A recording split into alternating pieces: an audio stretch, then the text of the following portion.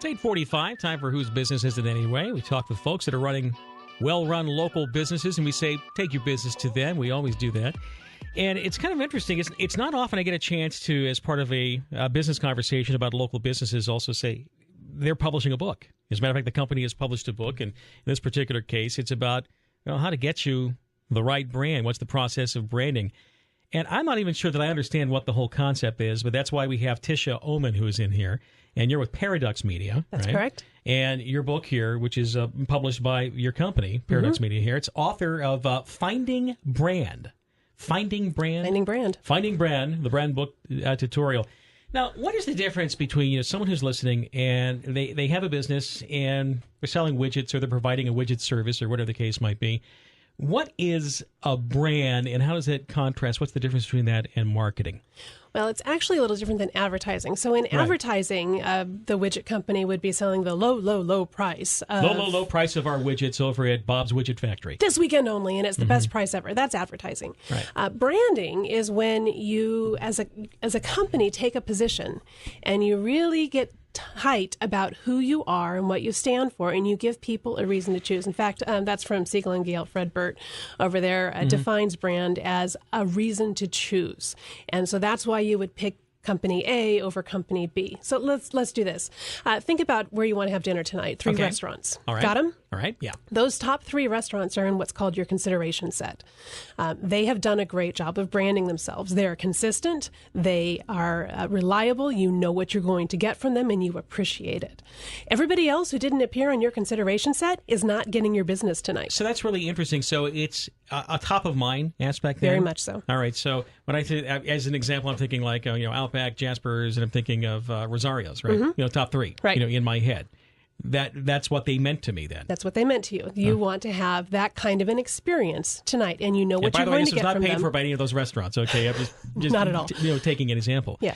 All right, so branding, is the branding always the name of the business, or is there something else? So a brand is the position that the business takes. The name comes to mean that if you've been successful in your branding, but it's a position that your company takes.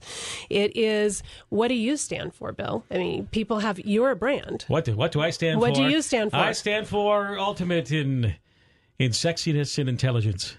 All right, I'm going to challenge that. Are you really? No, not really. Well, it's like, as an example, the station, we turn up your voice. We consider this, this is where you come to talk. Exactly. And we kick around the issues. I think that's, but that's kind of what we do. But is that the brand, though? But what do you do? That's the company's brand. But you have a brand as well. You have the Bill Meyer Show.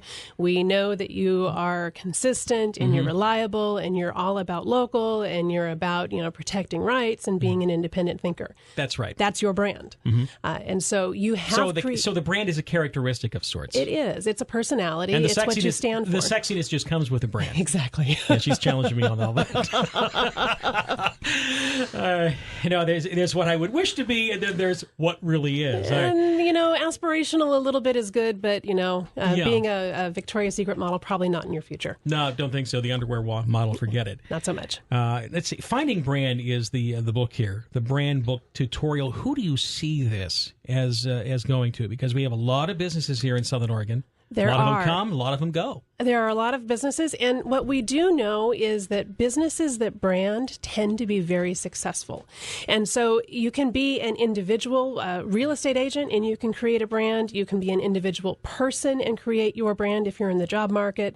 You can be a small business just getting started, or a small business that's been established, a mid-sized business, or even the largest businesses in these valleys are doing significant branding work on an ongoing basis. So this book can help anybody wherever they're at. Is it like a workshop or like a self-workshop process? It is. It's a work-along book. And so there are 10, there's a lot of theory and a lot of explanation about what branding is and why you should care. And then there are 10 different exercises that you work through to create your brand. And what I suggest is that you pick your pace. So choose to do one once a week, one once a day if you're really feeling ambitious, or even one once a month. And at the end of that process, you'll have an articulated brand. You'll know what your company stands for, and you can use that in a lot of different ways. So the brand is effectively what you're standing for. Is that necessarily your slogan? Your tagline is a component of your brand. Absolutely. Okay. Yeah. All right. And so is the brand personality, and so is the brand narrative, and so is all of the other pieces of the brand. What's an example of, let's say, a big national company that you think has a successful brand that has branded itself amazingly well in most people's minds, and then contrast that with, let's say, another company which also may be big, but perhaps the brand has suffered, and maybe you can figure out how you keep this going. So a company that's been wildly successful with their branding is Nike. Right? So just do it. If I say the word Nike, you know what their swoosh looks like. Sure. You understand what their branding position is. You know that they're about winners. And if you want to be associated with winning, then you would buy Nike products. That's a good point, because they're always showing the athletes in various states of competitive and winning. Exactly. And they don't have losers as endorsers. They do not have losers as endorsers, not at all. Now, contrast that with Kmart. You know Kmart. You're aware of who they are. How many Kmart people ended up merging with Sears a few years ago. Yeah, right? And I don't know if you've seen their latest commercial, but they'll ship your pants, and you look it up on YouTube. It's quite bad. Ship my pants. Ship your pants. All right.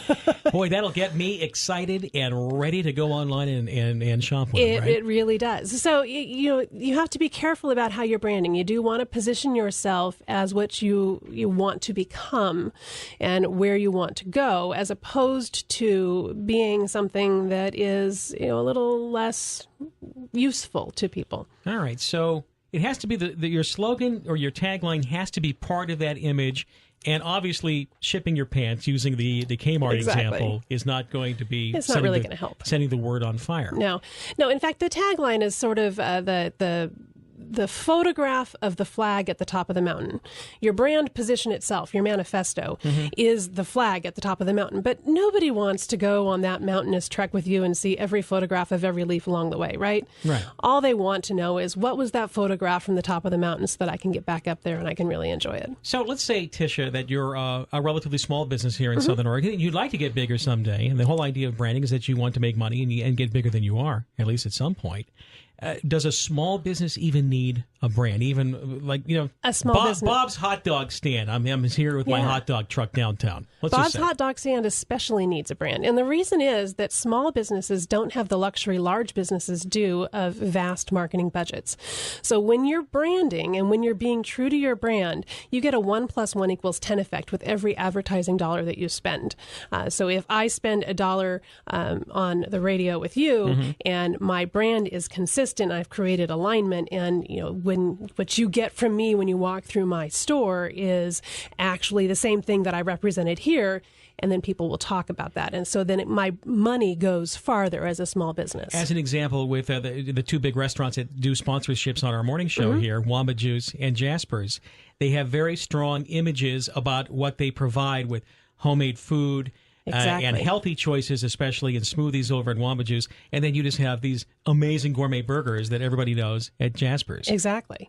And you know what you're going to get from them. And so when you stay on that message, when that's what you are consistently getting from them, people will remember that more consistently. It's easy to remember the same message over and over and over again than it is different messages all over the time. So, for instance, the Geico commercials. Sometimes it's a lizard, sometimes it's something else, sometimes it's something completely wacky. Sometimes they scatter a little bit, don't they? They do, and they're not staying true to their brand. Now imagine how much more powerful their brand could be if they were actually true to their brand all the time. So if you're going to use the gecko, use the gecko. Exactly, right? all the time. Be very consistent about where that gecko shows up. Aflac always use the duck. The duck is always in there, whether the duck is doing push-ups and trying to get lose some weight or whatever the case might be. They're much more consistent than Geico. He's incredibly more consistent. And as a result, Aflac is very much more successful with their advertising.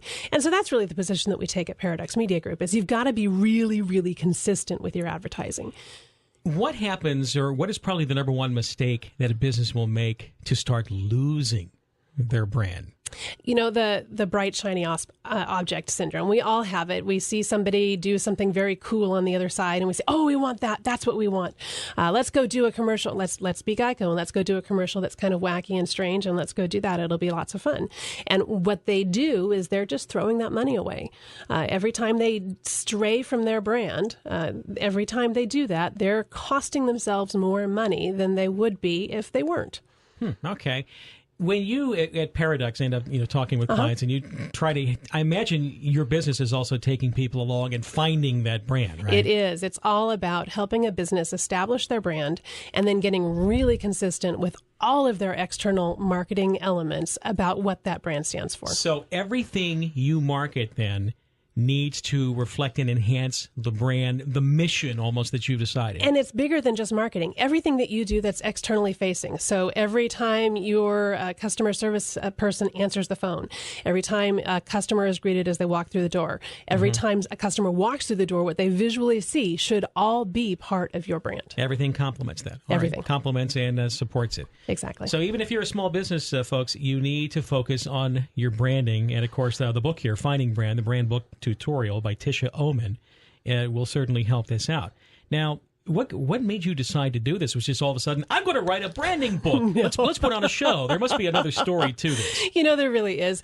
I happened to have seen a number of years ago a brand book tutorial that was written tongue-in-cheek by an ad agency for Santa Claus. And it was fantastic. It's, as in the industry, brand books are sort of one of those things that are ethereal and, they come down from on high. Yeah, you're nobody until you've written your brand book, right? I tell you what, you aren't anybody at all. And, the first time my boss ever told me when I was in marketing in companies, you're going to write a brand book this year. It was sort of like this light descended from on high and said, you're going to write a brand book, and the angels rose up and swelled around it. Anyway, I saw this Santa Claus brand book and I thought it was fun. And so I happened to just pop off a post on my blog about the Santa Claus brand book, and I thought it was really funny.